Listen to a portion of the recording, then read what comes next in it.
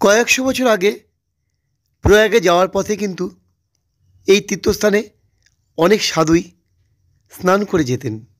সে কারণেই কুম্ভের একটি স্নান পর্ব এই গঙ্গাতেই হতো। কয়েক বছর আগে আবার নতুন করে কিন্তু শুরু হয় মিনি কুম্ভ মেলা বা কুম্ভ মেলার আয়োজন। গবেষকদের একাংশের দাবি বাঁশবেড়িয়ার ত্রিবেণী সঙ্গম পূর্ণতীর্থ। বেশ কয়েক বছর ধরে এর তীর্থে আবার শুরু হয়েছে কুম্ভ মেলা। গত 5ই ফেব্রুয়ারি 2025 বাঁশবেড়িয়ার মিনি কুম্ভে যে প্রস্তুতি তার কাজ কিন্তু শুরু হয়ে গেছে। বুধবার বাঁশবেড়িয়ার গঙ্গার পাড়ে সপ্তর্ষি ঘাটে মাঘী সংক্রান্তি কুম্ভ স্নানের ভূমি পুজো হয়। উপস্থিত ছিলেন সাধুসন্ত ও মহাজনরা।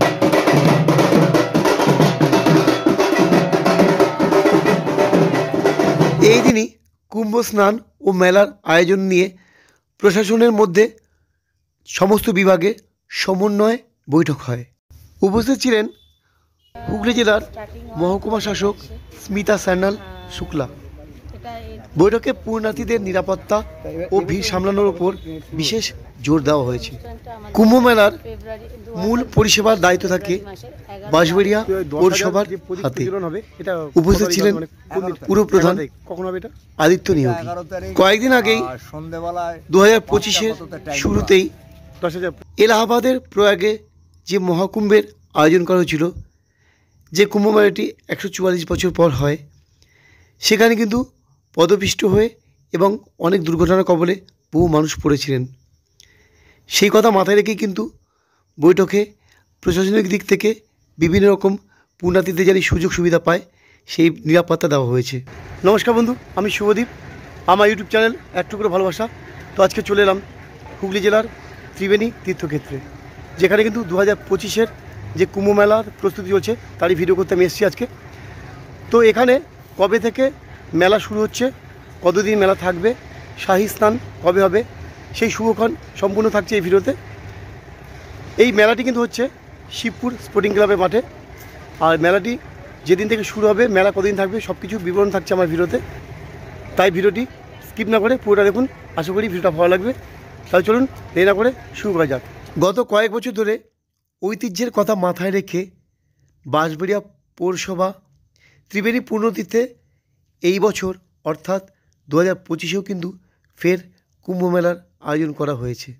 এই মেলাটি কিন্তু আগামী মাঘী সংক্রান্তি বা বিষুব সংক্রান্তিতে অর্থাৎ 2025-এর 11ই ফেব্রুয়ারি শুরু হচ্ছে এবং মেলাটি চলবে আগামী 13ই ফেব্রুয়ারি পর্যন্ত।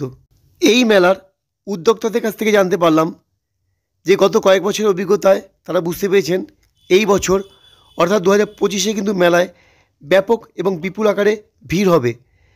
কয়েক হাজার সাধু সন্তদের মিল হবে এই মেলাতে। তাছাড়া অগণিত ভক্তগণ চলে আসবেন কিন্তু এই মেলাতে।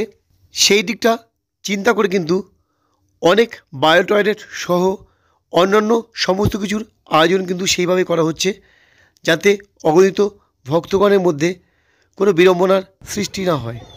এই মেলার শাহী স্নান কিন্তু হবে 12ই ফেব্রুয়ারি এবং মূল মেলা হবে কিন্তু শিবপুর স্পোর্টিং ক্লাবের মাঠে।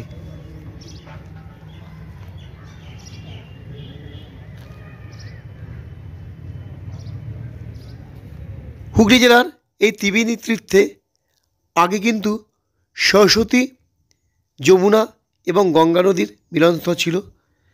কালের নিয়মে আজ যমুনা এখান থেকে অনেকটাই পিছিয়ে গেছে, কিন্তু সরস্বতী নদী মজে গেলেও তার রেখা কিন্তু রয়ে গেছে এই ত্রিবেণী সঙ্গমে।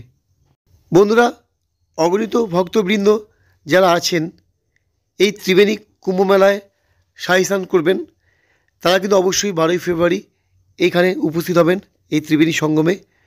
আর এখানে আসতে হলে কিন্তু আপনাকে অবশ্যই আসতে হবে হাওড়া কাটোয়া মেন শাখার ত্রিবেণী স্টেশনে। শিয়ালদা থেকে যারা আসবেন তারা অবশ্যই ব্যান্ডেল হয়ে এখানে পৌঁছবেন। তাছাড়া গঙ্গার ওপার অর্থাৎ নদিয়া জেলা থেকেও কিন্তু এই মেলায় আসা যায়। ইতিমধ্যে কিন্তু এই মেলায় বিভিন্ন রাজ্য থেকে এবং দেশের বিভিন্ন প্রান্ত থেকে অনেক সাধু সন্তরা এসে উপস্থিত হয়েছেন, সাথে রয়েছে নাগা সাধু।